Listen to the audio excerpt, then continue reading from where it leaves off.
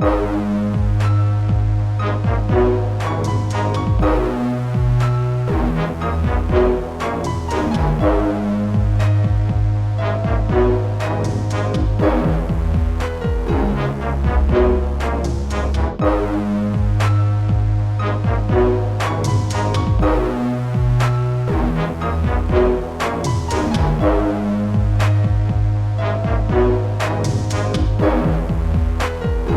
age of wonder.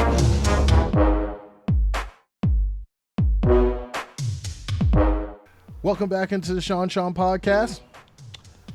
It's the Big Ush.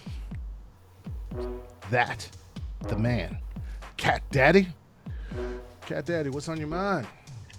Whew, we had some good games this weekend, and we have some good games to look forward to. Like we're past the cupcakes in the schedule, right? We're past those games. We're on to conference games. We're on to games that matter, games that can have playoff implications, games that are going to make or break seasons, games that are going to determine who wins the Heisman and maybe who doesn't. This is a good time of year. I'm really excited for this. Where do we start? All right. So, to recap, was it the week that in college football, North Carolina got tossed by Georgia Tech. Is bad. Now, note, I've realized this. Sam Howell's still really good. He's on a really bad team. They can't play D whatsoever. Goodness. Let's see. What's next? Well,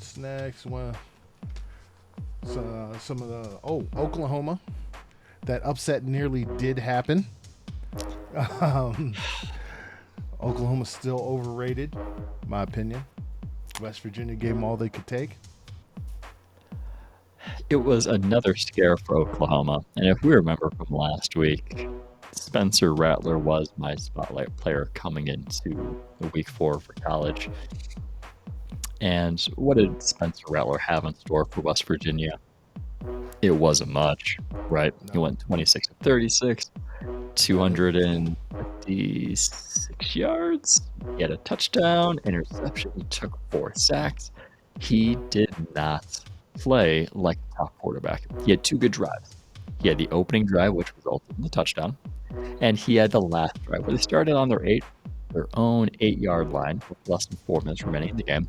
They controlled the clock, and they got the game-winning field goal. Now, outside of that, it was a very subpar performance. Now, granted, offensive line was not giving him much time to work, but that's not the first time this season. And the running game wasn't getting it done either. And that includes Rattler himself. But he still wasn't making the best decisions out there. It got so bad that Rattler was getting booed several times by the home crowd in Norman, Oklahoma. And the worst part, after Rattler's interception, the Sooner crowd was chanting, "We want Caleb," referring to Caleb Williams, who was the number 1 rated quarterback prospect in the 2021 recruiting cycle. Now, Rattler was saved by defense and special teams. Before the season began, Spencer Rattler was viewed by many, myself included, as the best quarterback prospect in this class. He has not lived up to that standard or that expectation yet. And based on what I've seen so far, unless things change, Oklahoma won't make the CFP. They're not going to the playoffs. Spencer Rattler is not in any consideration for the Heisman, not even near the conversation. Nope. And based on what I saw, I would have a hard time seeing Spencer Rattler drafted in the first round. I agree. He's looking very Drew Lock-ish. Yeah. All right, now, next game. Those Arkansas Razorbacks upset the Texas A&M Aggies. Man. Also, my showcase player of the week was in this. Treylon Burks. I'm taking him as my showcase player. I sent dibs to Sean right off the bat. He did. We were texting during the game. I'm like, did you just see a 65-yard or an 85-yard touchdown from Treylon? And Sean's like, dibs. He's my showcase guy. I'm like, fair. I got to respect the rule of dibs. So he can't be my guy. What do you got for him? not even A&M didn't have an answer, not one bit. You knew the ball was going to Burks, and they still didn't have an answer. But from one upset to another. Well, I got a couple notes for this game. Oh, okay. Not only did Arkansas upset Texas A&M, Arkansas also upset me because I had picked Texas A&M. Right, I've been big on Isaiah Spiller. I've been big on a lot of the Texas A&M players. Still did his thing, man. But Arkansas came ready to play, and they didn't back down. Like, Arkansas got out to that quick lead, and they had a couple of big explosive passing game plays, and they just let the defense do the rest. Now, the nice thing, they could be. The nice thing for Arkansas is this is their first win against Texas A&M since they joined the SEC back in 2012. So, huge victory there. They're now 4-0 on the season. Texas A&M's going in the wrong direction. Their backup quarterback continues to struggle in place of Haynes King, who was injured earlier this season. The offensive line has generally struggled, and Isaiah Spiller has been the lone bright spot for the Aggies. So Arkansas moved up to, I think, number 8 this week in the rankings, and with the way they played, they deserve it. On to another upset, though. Is this one that we called? NC State and Clemson. Yes, we did call this one. And I think you got a player you want to talk about in this one. I do. It's going to be my showcase player, right?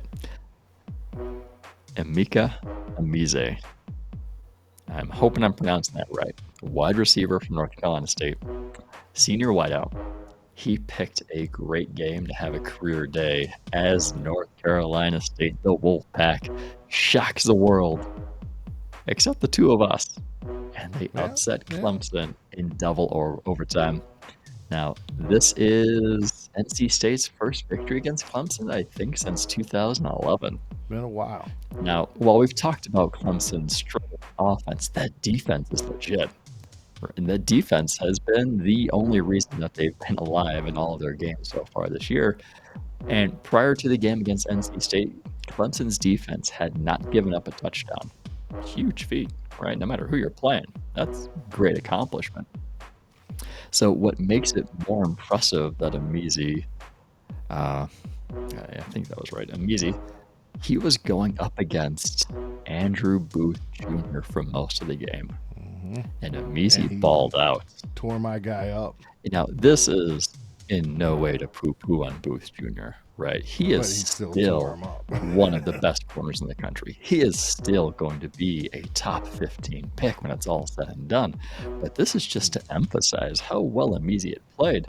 This was a hard-fought battle, and Emezie got the best of him.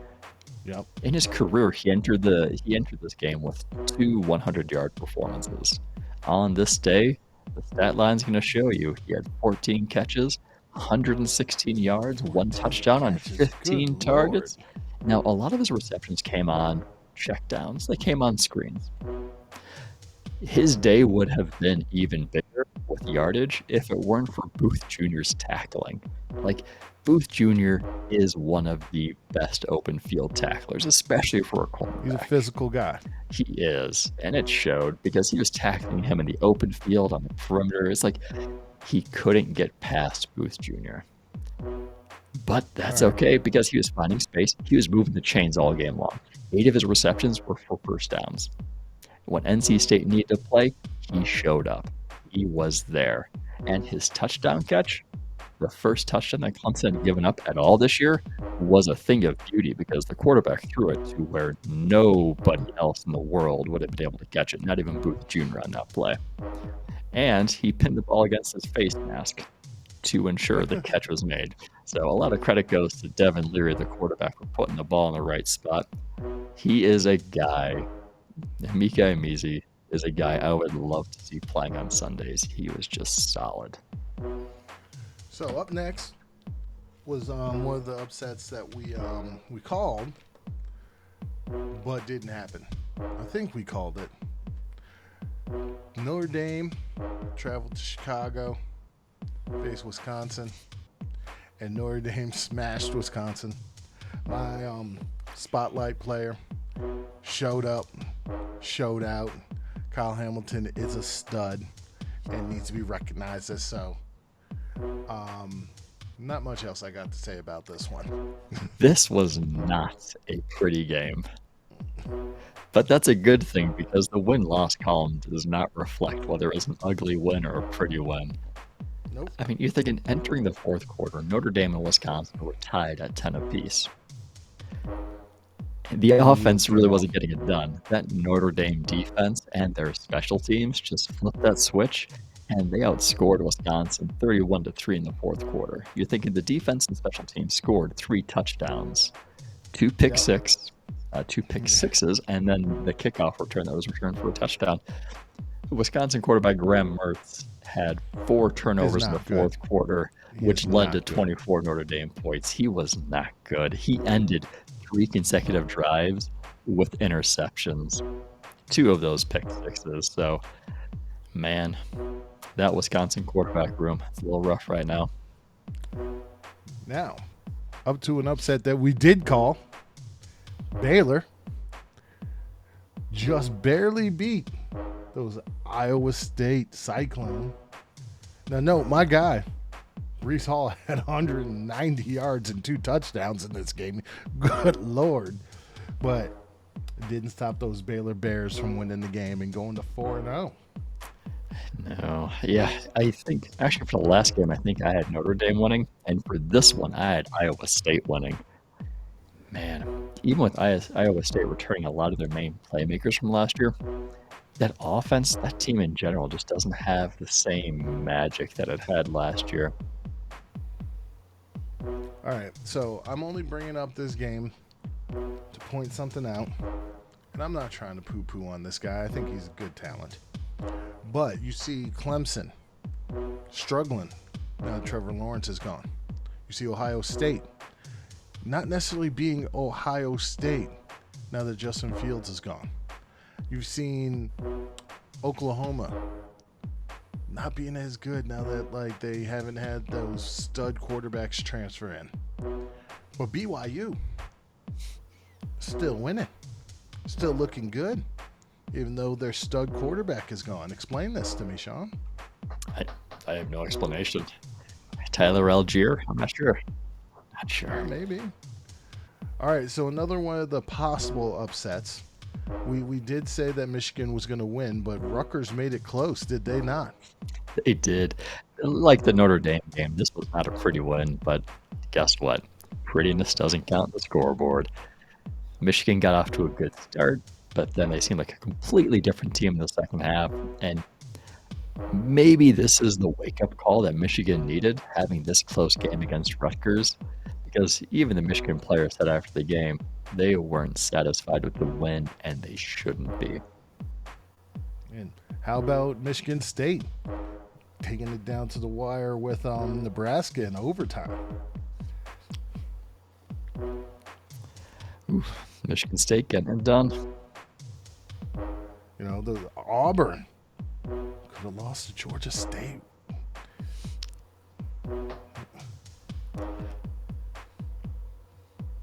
UCLA avoid the upset against Stanford, but Stanford gave them all they could handle. And then, you want to talk about Chip Kelly? Yeah. Well, I called for the upset here, right? I was calling for Stanford to beat UCLA, but there were no upsets in this one.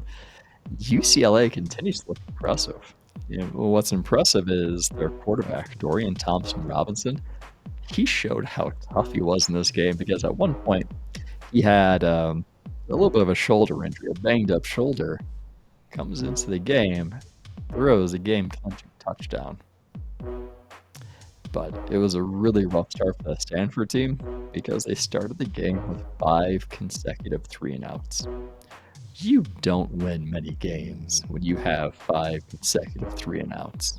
No, you don't. Chip Kelly is doing something right in UCLA. Now, one that is considered an upset, and I think I did call it. Oklahoma State beat Kansas State 31-20. Oh, you might have called the upset. I was going for Kansas State for this one. It's a disappointing loss for the Wildcats.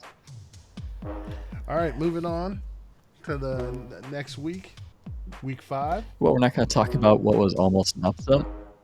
Or what else? It was the Georgia Vanderbilt game. Was that almost an upset? Yeah, I mean Georgia only won by 62 points. Vanderbilt get made it that pretty out of here. close. Get out of here Yeah. with that nonsense. Biggest SEC margin of victory. What, in how many years did they say? Oh, I don't know. I can't remember that one, but the stat that stood out to me was Georgia put 62 points on the board. Vanderbilt only had 77 yards of total offense. Exactly. Let's moving on to week 5. You know we only deal with possible closeness and upsets or storylines. There's no storyline there. That's business as usual. So first up, Friday night, possible upset in my opinion. Tua's brother got the number 5 Iowa Hawkeyes coming to Maryland. Can Tua's brother pull the upset? You know, Iowa has a big test here. They're taking on the undefeated Marylands. Well, I'm going to love to see the matchup between Iowa's defense and the younger Tagovailoa. So, Tagovailoa, there we go. But I There got it is. the Hawkeyes in this one. I just call him Tua's brother. To his brother. It's safer that way. Yeah. All right, next. Who do you get? Oh, I'm taking the Hawkeyes. Get I'd Hawkeyes. love to see the upset. It'd be fun. Next, Utah State going against BYU. BYU's going to Utah State, which is what, down the street? Around the corner. Yeah. Who you got? The magic of BYU. Let it roll. Continue. Now, if you want to talk about Georgia, we can talk about them this week. Ooh. All right? They got Arkansas coming to town. I'm going to tell you right now, Arkansas is going to lose. Arkansas has been one of the biggest surprise teams this year. They're good, but they're going to lose. Unfortunately, their stay in the top 10 will be brief. However, I do think they're going to stay in the top 15 when the rankings come Yes, up they because should. getting beat by number 2 Georgia I should think it's really gonna be push you closer down than that people far. think. It will be. I got Georgia. All right. I'm not even going to. I was going to mention Michigan and Wisconsin, but I'm not. Michigan. Michigan should be smashing them. Let's just be honest. Let's move past that. Let's see. All right. My spotlight player this week is Desmond Ritter in his biggest test of the year. Cincinnati, number 7 Cincinnati, travels to South Bend to face the number 9 Notre Dame Fighting Irish. This is really odd when the number 7 team is the underdog to the number 9 team, isn't it? It is. It is. What are you The thinking? biggest test. I'm taking Cincinnati. I shouldn't, because Kyle Hamilton's probably going to wreck Desmond Ritter, but Desmond Ritter has to show out. This is my spotlight guy. He has to do. If he wants to be a first round pick, this is the game where he's got to do his dirt. Yeah, I agree. As much as I don't feel good saying it, I think Cincinnati is going to upset Notre Dame. You're thinking Notre Dame's offense has not been impressing anybody. And Cincinnati is coming off a bye week, and they're looking for a little resume boost because if they're considered underdogs, ranked number 7, They had 2 weeks to get ready for Notre Dame too. yeah. So I want to see what do the Cincinnati defensive stars like Najee Sanders, Ahmed Sauce Gardner, what do they do against that Notre Dame offense? But Now, speaking of a team that had 2 weeks to get ready for another team, we've got the Ole Miss going to Tuscaloosa to face those Alabama Crimson Tide. I know Matt Corral's your boy, but your boy gonna get beat. oh man. There's another storyline here too. Matt Corral's my boy. You know what the other storyline is, right? Lane Kiffin. Lane Kiffin, come back to Tuscaloosa. You know, Nick Saban brought him in when nobody wanted him. I am going to be foolish enough to say that Ole Miss is going to set the world on fire and upsets the Alabama Crimson what? Tide. Because Oh. this week, Matt Corral is my spotlight player. He's And gonna have his Heisman moment here, huh? this is going to be his game. This is going to be Ole Miss's game, because if they want any chance at the playoffs, to give Matt Corral a better chance at the Heisman, you have to have that resume game, right? You have to have that one where it's like, this is undoubtedly the best game of the year, and you showed up and you showed out. Now, Matt Corral's been putting up video game numbers for the first couple weeks of the year, but he hasn't played a team like Alabama. So, yeah, 2 weeks to prepare. I'm pulling for an Ole Miss upsets. We'll see how Matt it goes. Corral for Heisman. All right, real quick. Just got asked for the possible upset. Any chance Kansas State upsets Oklahoma? Playing in Kansas.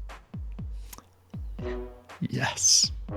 Ooh. Yes. I'm going. Let's just go all out. I'm going for Ole Miss over Alabama. I'm going to go for K-State over Oklahoma. Let's do it. What do you I got got? one more. I got another one for you. All right. The undefeated Kentucky. Kentucky. They're playing at Kentucky. Let's give it to Kentucky. Ooh. Florida's going down too. Florida's going down. Kentucky is more impressive than people think. All right, Mississippi State ain't got no shot against A&M. Let's be honest. No, they don't. No upset here. But this is not an upset game. This is just going to be a fun matchup. Hard one. Number 21 Baylor heads to Stillwater. Faces the number 19 Oklahoma State Cowboys. Who do you got? Oh. Let's go with Oklahoma State. I think I'm going Oklahoma State also.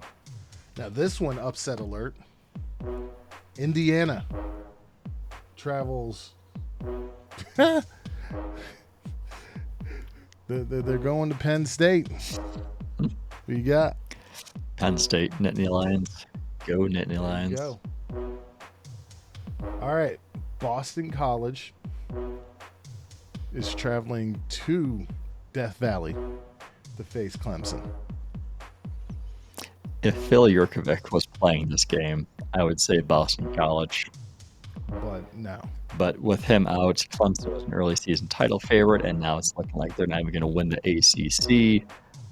But I still got to think Clemson's defense is going to carry them in this one. All right, this next one's going to be fun because I'm calling it. I don't think it's an upset because I think the other team is not very good, personally. I think they've had a bunch of cupcakes on their resume, but both teams probably had cupcakes. I'm going to say LSU beats Auburn. Yeah. Yeah. They're in Baton Rouge also. If Auburn's throwing Bo Nix out there, LSU. I'm sorry, your boy Bo Nix. Even if they're throwing the other guy out there, he didn't look that good either. He looked All right, better. Arizona State traveling to the Rose Bowl to face UCLA. Bruins. Chip Kelly's doing something right. I think, who did UCLA lose to? I think they just lost to, was it Fresno State? Yeah. But that Fresno State team is looking really good. So I Very can see, like, looking back on it, I was like, yeah, now it makes a lot of sense why they lost to Fresno State. So I got UCLA for this one. All right, so that's all she wrote for the college. Oh, no, not yet. Not yet. No. Yeah, we did say our spotlights. That's all we wrote for college. Sean, words of wisdom for college kids. I got too much. I got too much for them. Okay. Ah! I got too much.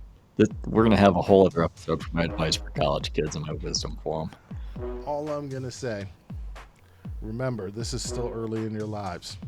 I know this means it seems like it's the world, and it seems like it's everything. But you got a lot going. There's going to be a lot more to come. Believe me. Trust me. Life throws a lot more at you. Be prepared.